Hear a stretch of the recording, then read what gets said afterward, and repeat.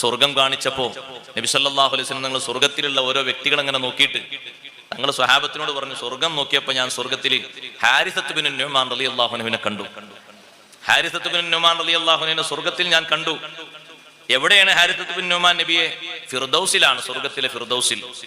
അത് പറഞ്ഞിട്ട് തങ്ങൾ പറഞ്ഞു, കദാലിക്കൽ ബർറു കദാലിക്കൽ ബർറു കദാലിക്കൽ ബർറു കാന അബർറ ബി ഉമ്മിഹി.